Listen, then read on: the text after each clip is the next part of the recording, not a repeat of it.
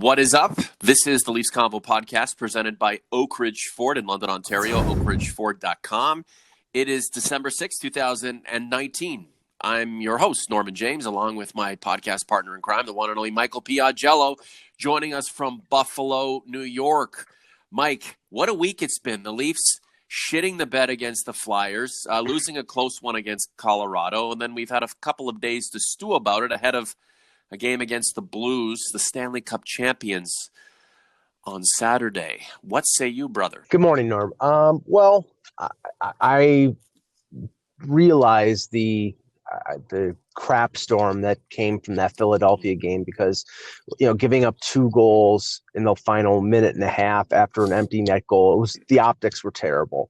And I think the Leafs had to do a bit of scrambling after that game because they knew they were facing the prospect of having Michael Hutchinson play against Colorado, a team that's very good. According to what was reported before the game, Frederik Andersen went to Sheldon Keefe and said, I want in, the team is going to rally and I think I need to be there. And I think they had a better effort against Colorado. They did lose, but I think the reason they lost was not because of Andersen. He played well, and it wasn't because of a lack of effort. I think the effort was there from everybody. But 39 shots on goal, and they couldn't beat Philip Grubauer, and then a faux pas on a power play late in the third period was the determining factor. So I think that there's enough talent there. I think that there is some motivation there, but right now things are not falling into place. And the concern about that is right now, you keep having a long stretch of struggling, you're taking yourself out of a significant playoff spot. Do you think the Leafs reflect more what they did against Colorado, or is the type of game we saw against Philadelphia maybe not too common, but it's inevitable and will rear its ugly head when the team needs to avoid it? Well, I mean, one of the things that I've observed about this team so far through 30-odd games is that there's sort of a lack of attentiveness at times. They will play great in stretches. Remember, when Babcock was there, they would always get off the slow starts in the first period and then play like gangbusters in the second or third and erase the 1-goal, 2-goal deficit. The game in Buffalo on Friday, Michael Hutchinson plays well in the first period. They get a 1-0 lead. They get a second goal from Tavares early in the second period, and then they give up 4 goals to a Buffalo team that I still think is not very good. Against Philadelphia, it's 1-1 in the third. They tie up the game. They give up a goal, I think, less than a minute later from Claude Giroux. And then another goal when they were pressing for the tying goal and empty netter. And then all of a sudden you see this team sort of like, okay, it's over. What the hell? Let's just move on. But they give up 2 more goals at the end of that game, and the optics are just terrible. It just looks like a team that doesn't care. Sure. When you have a breakdown of that nature, it looks terrible.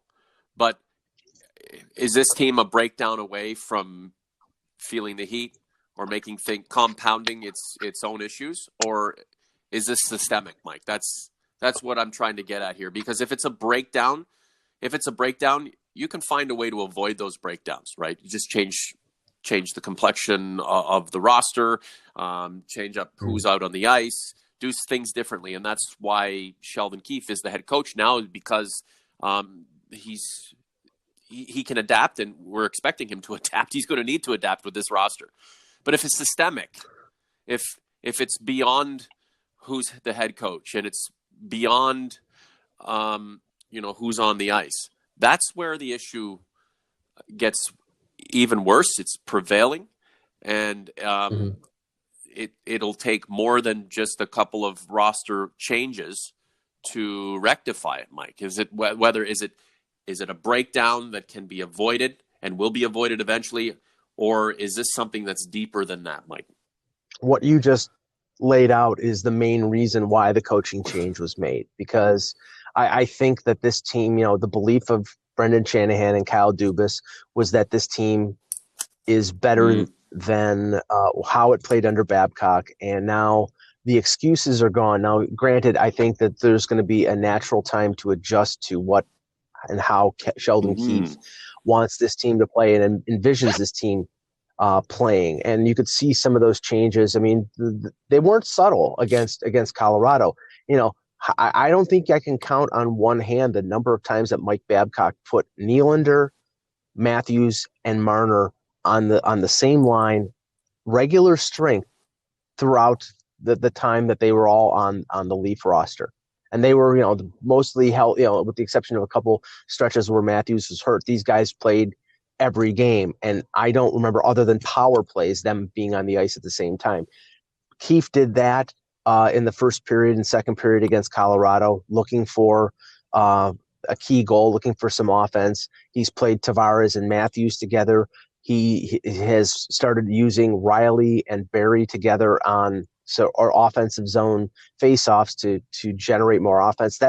Those are things that Babcock would have never done that Keefe is doing. So whether it works, I think it'll take a little more time to find out, but that's being a lot more free and a lot more inventive than Mike Babcock ever was. This is the Leafs Convo podcast for Oakridge Ford in London, Ontario, oakridgeford.com. I'm Norm, along with Mike. Got to say, I love the participation on the YouTube channel, especially in the comments and in community. Thank you very much, guys. Give yourselves a round of applause. Mike Babcock is out. Sheldon Keefe is in. He's employing his strategies. He's doing what he's paid to do, and he's expected to do a lot. The guy coached the Marlies from contenders to champions, and really set a standard in terms of leadership in the minor leagues. Can he do the same in the NHL? And even if he has the capabilities to do the same in the NHL, does he have the horses, Mike? Because we can't. At some point we're going to have to just expunge the Mike Babcock era and all the good and then all the bad. We'll have to forget about it, because he's gone now. And now this is on Sheldon Keefe. This is on the guy who created this beautiful mess that is Kyle Dubas. So what are these guys going to do about it? And when do they get to the point of saying, look, there's only so much we can do. There's only so much managerial commitment I can put into this thing. There's only so much coaching I can do until collectively they say, we need to change this up. And a lot of the comments that I'm getting right now after 2 losses do focus on changes, the goaltending change, a shakeup, a trade. Get rid of this guy, get rid of that guy. And I know a lot of it is it's instinct. It's just reaction to what we're seeing, and this season hasn't been good, Mike. But will we get to that stage this season where something will have to change, and it might be a bigger move than a smaller one? It could. I think you're seeing, sort of tinkering changes right now. Now, the Colorado game was unique in the sense that it was the first game this year that the Leafs had everybody on hand. Marner was back, Matthews, Nylander, Tavares. Yep. You had all the defensemen, everybody. Everybody was in the lineup. That's, when the excuses now, you can say Trevor Moore was, but I'm talking about the core guys. I mean, Trevor Moore will be back in a week or so, and I think he's somebody who's important as a secondary player. But the core group, everybody was there. So, people who are Babcock defenders could use that as something to defend. He never had all of his horses. Yeah, well. I think that's weak, because you see teams like Pittsburgh who have lost Crosby or Malkin or tons of their defense, and they're still going at a pretty good pace. So, but that and not having everybody there is something that affected how the players are being used. But now that they're all back. Now is the test. Now, like I said, I think that there's going to be some adjustments in terms of getting them to play a certain strategy, and that I think that that'll take a few more weeks at least to sort of get them in the right direction. But I also think that they realize that there is there is a situation here where they need to start playing better. I mean, the standings in the Atlantic Division. I mean, they're lucky that right now Tampa Bay has floundered. They're wallowing after they've not played well. I don't know how long that's going to last because they simply have too much talent. The Habs are in deep trouble right now. They've lost 9 of the last 10. Their best scorer and one of their other scorers in Paul Byron are out, and Carey Price is playing fairly average. So the Leafs are benefiting from that. I mean, they're a point out of second place in the Atlantic Division, and they've gone through a 6-game losing streak and a coach firing. So they're fortunate that they're that close, but they have to start kicking it into gear now.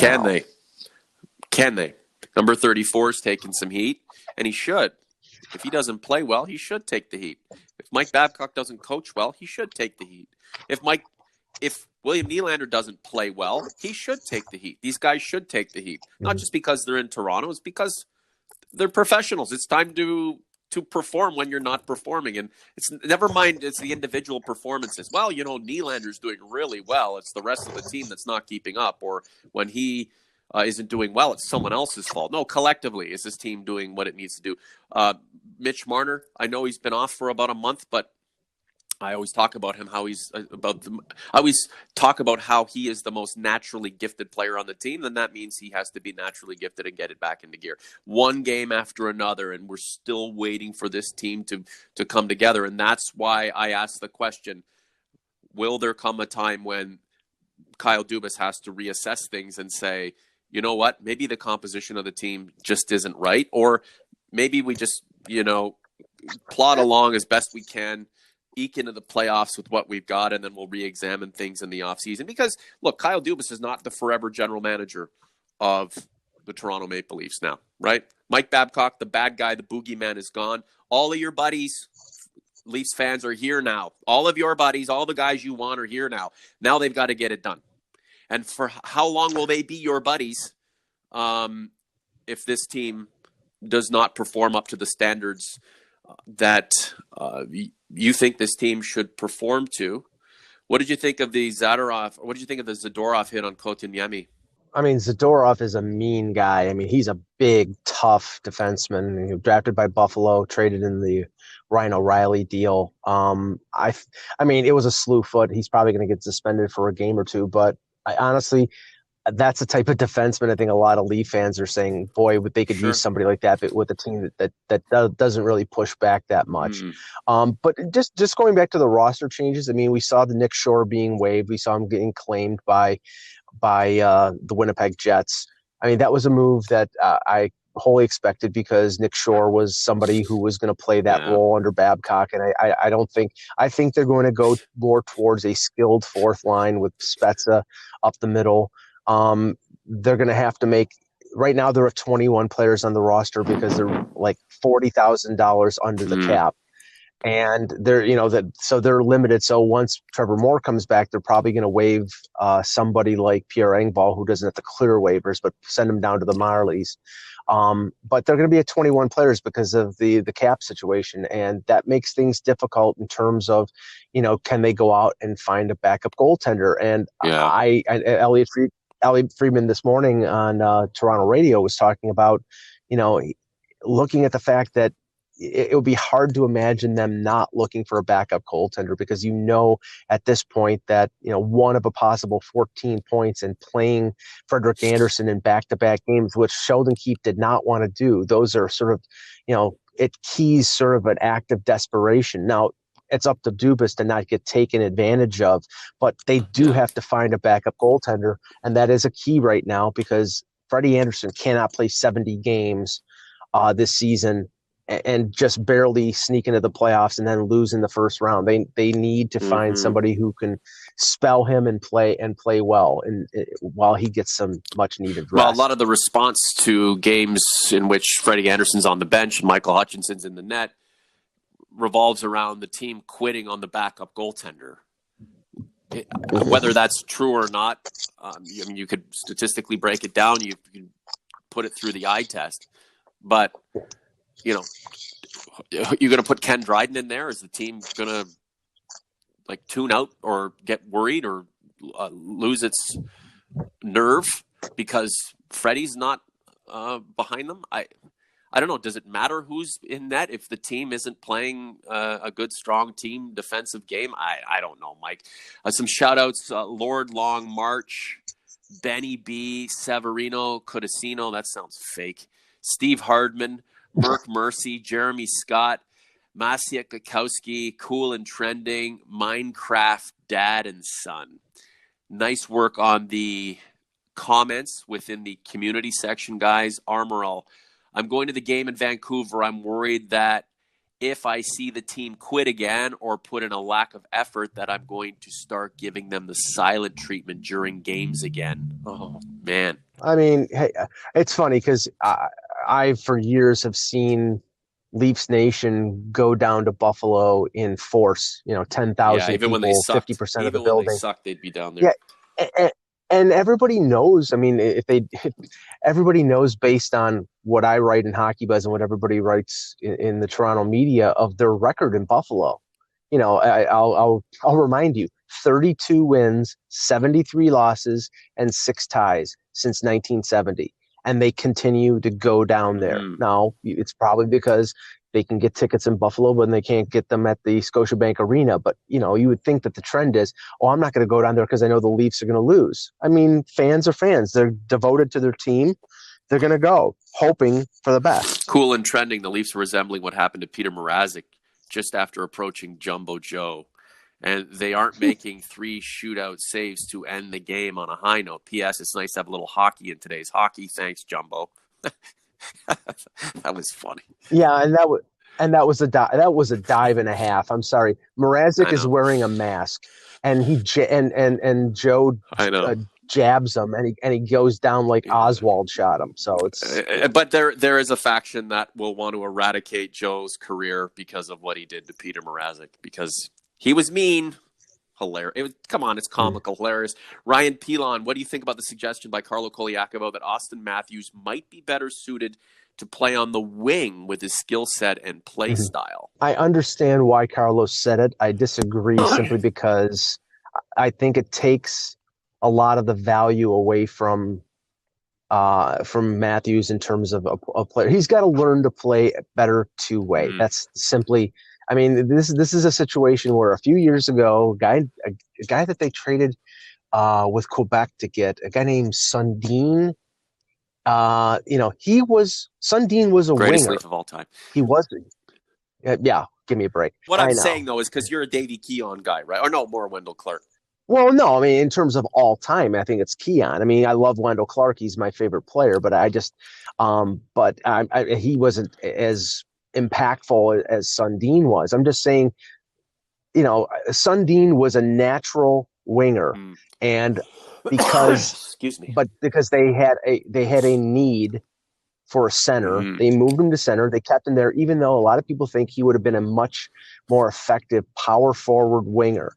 I don't think I think Matthews is a very good playmaker, but he's a shoot first guy.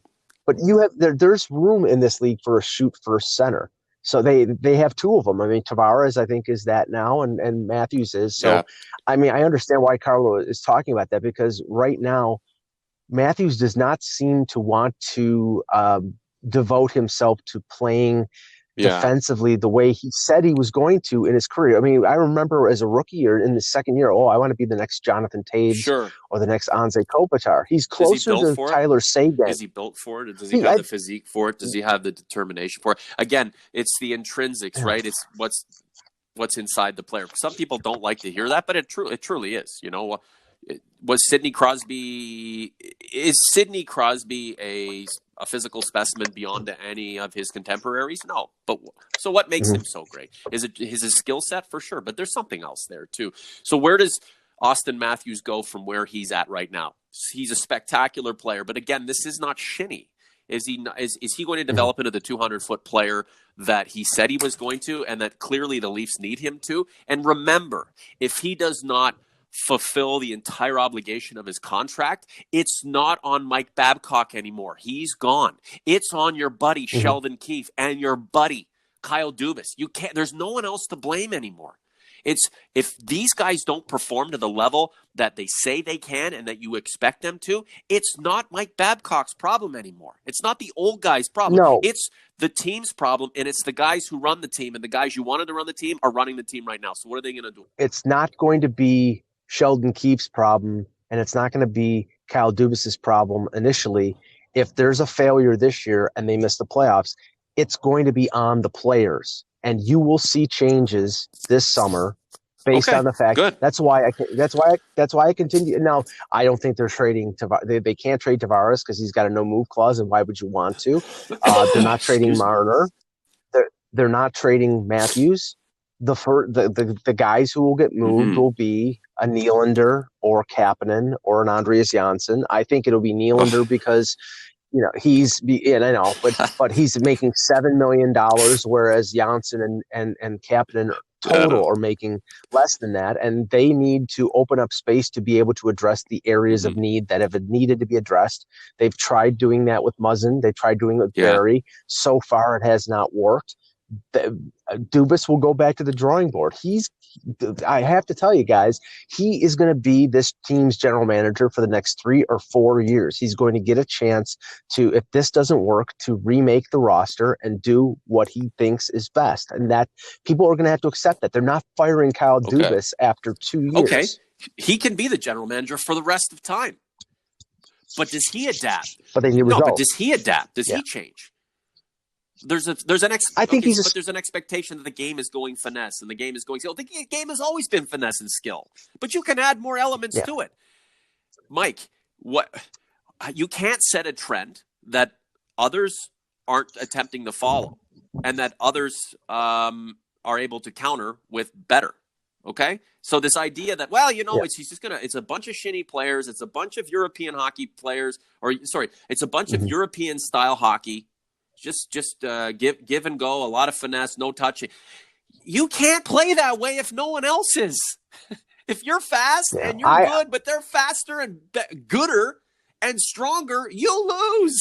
It's just that way. See, I think Kyle Dubas is a very smart hockey guy, and I think the team would not have gone in this direction if he didn't think that they could win playing this. But if after a year that he sees that there are gaps, that there are situations that don't lend themselves to success with the team the way he constructed it, then he's going to change. He definitely will, because you look at what Sheldon Keefe did with the Marlies. Sheldon Keefe didn't have an ice dancing squad there. He had players like Mason Marchment. He had offensive players. Oh, that's great.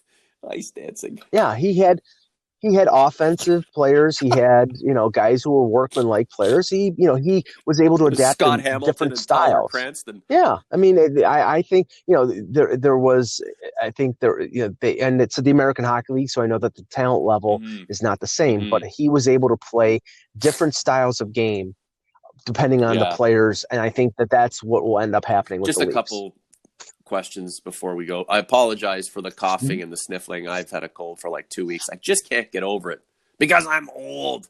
Mr. Bo Berry at Bo Berry Caniac, straight out of North Carolina. What's the biggest sweetener you'd be willing to throw in to move CC? Oh boy. I don't think it's a couple mil. Yeah, I don't think it's possible Toronto. to move. I don't think it's possible to move CC simply because I don't see many teams out there willing to take a $4.5 million salary. And right now, the Leafs don't have a defenseman to replace him on the right side. I don't think Liljegren is ready. I think they're targeting him probably for next year, and unless they're getting a defenseman in return in a deal for CC, which is a stretch. Now they would have to probably give up at least a second-round pick to get somebody to take him off their hands, and I don't think that's tenable. That's an untenable situation. So I think that it's not happening. Real quick, Nazem Kadri's return. A couple of words on Naz. I saw Sam and his mom in attendance wearing Avalanche gear. Looks so weird after 10 years Naz in Toronto. I mean, he really was a force, and you're seeing now in the aftermath of everything that went down and his departure, the appreciation that people rightly have for a guy who did really well in Toronto, turned his life around, turned his career around, was a great Maple Leaf, and I wish it would have ended better, but it didn't. He's on to different pastures now. Best of luck to him. Real quick, your thoughts of his game and that reaction. Well, the crowd gave him a standing ovation, and I think that's deserved. I mean, obviously he's a controversial character in a sense that you can make the argument about the 2 series against Boston and what happened, but I mean, you look at him overall. He was a first-round pick. He took time to develop. In the end, he became a very capable two-way player. I think they miss an aspect of his game, but I don't think, Alex Kerfoot was a good replacement for him, a different type of player. They got a defenseman in Barry. The deal was good for the Leafs. It was good for Colorado, and now Nazem has I think a pretty good chance of winning a Stanley Cup because Colorado is probably going to add at the deadline, and they have a ton of talent. And being a number 2 behind Nathan MacKinnon is not a bad place. Yeah, and I've seen a lot of Matthews versus MacKinnon stuff out there. I mean, you can go on about it. We can put anybody versus anybody, right? Nylander fans put him up against Guy Lafleur and Mario Lemieux and Michael Jordan and they make a case, right, in their own minds. But in the case of a legitimate comparison, Nathan MacKinnon, man, that guy, he's an unbelievable player, and the way he's developed is the way a lot of fans want Austin Matthews to develop. But is it inside Matthews? Does he have the physique for it? Will he need to if the Leafs complement him with the right players? And of course, Nathan MacKinnon, proud cast member of Trailer Park Boys. I'll never forget that. Last word to you. Yeah, Nathan MacKinnon comes out and says the right thing in an interview with Forbes magazine and says he's willing to take less to stay with Colorado and go through a run for the Stanley Cup. And that was music to the ears of Joe Sakic. And of course, everybody right now who is a critic of the Leafs are saying, why couldn't we get that sort of viewpoint from Mitch Marner or Austin Matthews? I mean, you got to realize that it's different in Toronto, and these players, they're going to make what they think they need to make to be successful. And they hope that the management can construct a team around them. Yep. To be able to be successful in spite of paying 3 players over $10 million. It's possible in this league where the cap is going up. But right now, I think that's what a lot of Leaf fans are looking at is the fact that they're paying 4 players $40 million and the team is not playing blame very well the salary right now. cap. Don't blame the players. I think Nylander, Tavares, Marner, and Matthews are all paid accordingly. Now play accordingly. Michael, gotta go, buddy.